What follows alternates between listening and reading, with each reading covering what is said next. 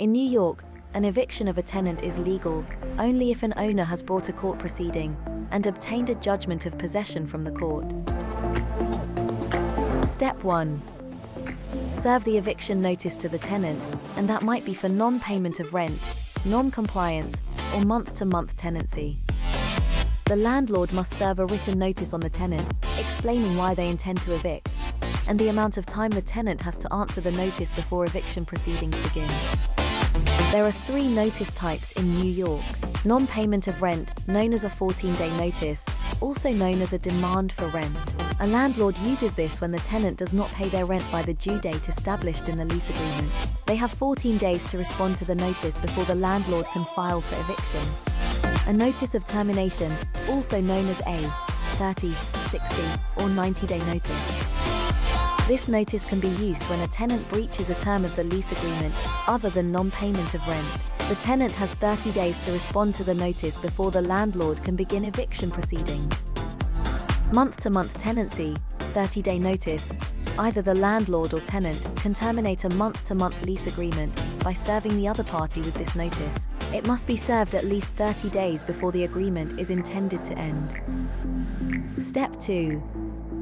The landlord has to wait the number of days on the notice to give the tenant a chance to respond, cure the breach, or pay overdue rent. If it's possible, the landlord should try to come to a compromise outside of court. Step 3. If the tenant does not respond to the notice, the landlord can begin eviction proceedings by filing a petition with the local city, village or town court, or the housing court if the property is in New York City. The petition will have to be notarized first before filing. Step 4.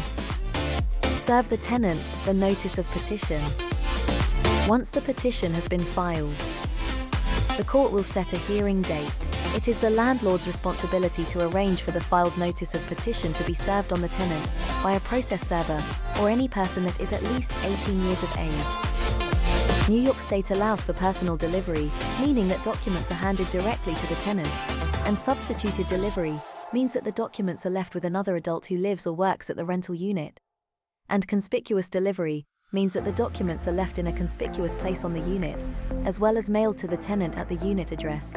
The documents must be served at least 10, but no more than 17 days prior to the hearing. The landlord then must file an affidavit of service, along with the original notice of petition, to prove that the documents were served. Postcards with stamps must also be provided to the court during this final filing, to be sent to the tenant. And finally, Step 5. Appear in court. The landlord and tenant appear in court on the hearing date. It is important to bring copies of all documents that have been filed with the court to the hearing, including a copy of the original eviction notice. To find free eviction forms, court documents, and everything you need to get a New York City eviction started, go to our website at www.evictionlegally.com. Or, just click the link below, and don't forget to like and subscribe.